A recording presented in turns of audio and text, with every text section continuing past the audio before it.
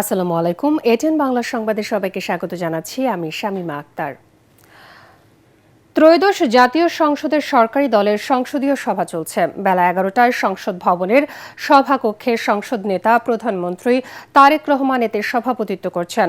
সভায় সংসদীয় কার্যপ্রণালী, শৃঙ্খলা এবং দলীয় অবস্থান নিয়ে বিস্তারিত আলোচনা হচ্ছে। আজকের সভা থেকে স্পিকার, ডেপুটি স্পিকার এবং সংসদ উপনেতা নির্বাচন করা হতে পারে। আগামীকাল ত্রয়োদশ সংসদের প্রথম অধিবেশন অনুষ্ঠিত হবে। বরগুনার সংসদ সদস্য এবং দলের ভাইস চেয়ারম্যান নুরুল ইসলামকে চিফ হুইপ মনোনয়ন দিয়েছে বিএনপি। সেই সঙ্গে 6 হুইপও নির্বাচিত করেছে দলটি।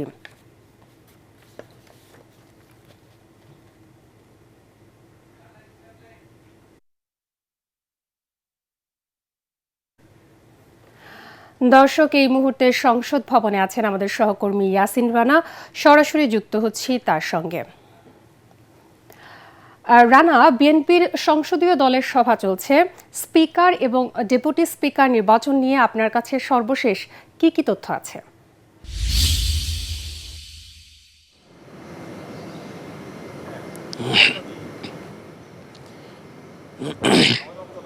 শামীম, আপনাকে ধন্যবাদ। আপনি যেমনটি জানাচ্ছিলেন, আগামীকাল ত্রয়োদশ জাতীয় সংসদের প্রথম অধিবেশন শুরু হবে এবং সেই প্রথম অধিবেশনের গুরুত্বপূর্ণ কিছু সিদ্ধান্ত নেওয়ার জন্য আজ বিএনপির সংসদীয় দলের বৈঠক চলছে এবং বৈঠকটি শুরু হয়েছে মূলত সকাল 11টার দিকে। এখানে বৈঠকে সভাপতিত্ব করছেন প্রধানমন্ত্রী তারেক রহমান। এখানে কয়েকটি বিষয়ে চূড়ান্ত সিদ্ধান্ত নেওয়া হবে।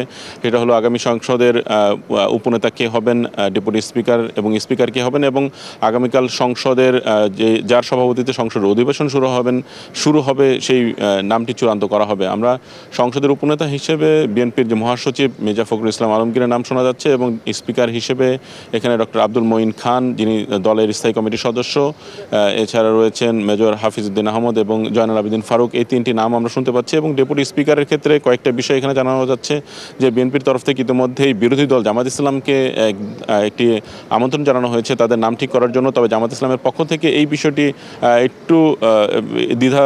একটু বিষয় তুলে ধরা হয়েছে যে আসলে তারা কি ডেপুটি স্পিকার তাদের পক্ষ থেকে নিয়োগ দেবেন কি দেবেন না, এই বিষয়টি আসলে চূড়ান্ত সিদ্ধান্ত এখনও জানানো হয়নি। তবে ডেপুটি স্পিকার হিসেবে জামাত ইসলামের পক্ষ থেকে দুইটি নাম মূলত আমরা জানতে পারছি বিভিন্ন মাধ্যমে। একটি হলো দলের নায়েবে আমির অধ্যাপক মুজিবুর রহমান এবং এছাড়া রয়েছেন পাবনা একের এমপি নাজিবুর রহমান। আমরা একটি বিষয় একটু জানানোর চেষ্টা করব, যেহেতু এখানে গত সংসদের যে স্পিকার এবং ডেপুটি স্পিকার নেই, সেই হিসেবে এইটার যেই সংসদীয় যেই প্রক্রিয়া, সেখানে ডেপুটি স্পিকার বিগত সরকারের ডেপুটি স্পিকার এবং ডেপুটি স্পিকার কোনো একজনের নেতৃত্বে মূলত সংসদের প্রথম অধিবেশন শুরু হয়। যেহেতু স্পিকার পদত্যাগ করেছেন, সেজন্য সংসদের একজন জ্যেষ্ঠ যে সদস্য রয়েছেন তার সভাপতিত্বে আগামীকাল ত্রয়োদশ জাতীয় সংসদের প্রথম অধিবেশন শুরু হওয়ার পরবর্তীতে সময়ে স্পিকার ডেপুটি স্পিকারের শপথ পড়াবেন রাষ্ট্রপতি এবং শপথ পড়ানোর পরে স্পিকারের নেতৃত্বে মূলত সংসদের আবারও অধিবেশন শুরু হবে। আমরা সংসদের সামনে দাঁড়িয়ে আছি, সংসদের ভিতরে সংসদীয় দলের বৈঠক চলছে। এখানে আমাদেরকে যে বিষয়টি জানানো হয়েছে, দুপুর 1টার সময় এই বিষয়ে চূড়ান্ত সিদ্ধান্ত নিয়ে ব্রিফিং করা হবে কারা হবেন সংসদের উপনেতা, ডেপুটি স্পিকার এবং ডেপুটি স্পিকার। আমরা পরবর্তী সংবাদের মাধ্যমে আসলে এই সার্বিক এই বিষয়টি জানাতে পারবো যে আসলে কারা কারা হচ্ছেন আগামী সংসদের উপনেতা, স্পিকার এবং ডেপুটি স্পিকার। শামীমা, এই ছিল সংসদ থেকে সবশেষ তথ্য। রানা, ধন্যবাদ আপনাকে। জুলাই জাতীয় সনদে সরকার শতভাগ অঙ্গীকারবদ্ধ, তবে গণভোটের রায় কিভাবে বাস্তবায়ন হবে তার সংসদে আলোচনা হবে।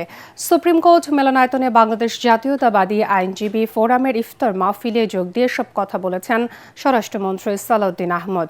তিনি বলেন, গণভোটের রায়কে সম্মান দিতে আগে সংসদে যেতে হবে, সেখানে আলোচনা শেষে সংবিধান সংস্কার ইস্যুতে সিদ্ধান্ত হবে। সেক্ষেত্রে নতুন করে শপথ নিতে হলে সেটিও হবে সুনির্দিষ্ট কাঠামো মেনে, তবে বাস্তবায়ন হবে ততটুকু যতটুকু রাজনৈতিক আলোচনায় ঐক্যমত্য হয়েছে।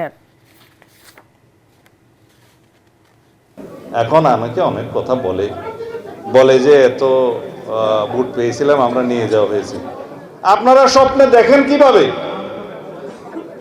স্বপ্ন দেখারও তো একটা সীমারেখা আছে। যেই দল মনে করে যে তার সরকার গঠন করতে পারতো, তাদেরকে হারানো হয়েছে, এই স্বপ্ন দেখাও তো না যায়। একটা হদ, একটা সীমারেখা থাকে। আসুন ভাই, সব জাতীয় সংসদের ভিতরে ঢুকে যাই, ওখানে সমস্ত বিতর্ক হবে এবং আলাপ আলোচনার মধ্যে দিয়ে যেটা জনগণ চাইবে, যেটা আইনানুগ হবে, যেটা সাংবিধানিক হবে, সেটা আমরা করব। পরবর্তী সংবাদ দেখার আমন্ত্রণ জানিয়ে এখনকার মতো শেষ করছি এটিএন বাংলা সংবাদ। ইউটিউবে দেখতে ব্রাউজ করুন youtube/ATN বাংলা নিউজ।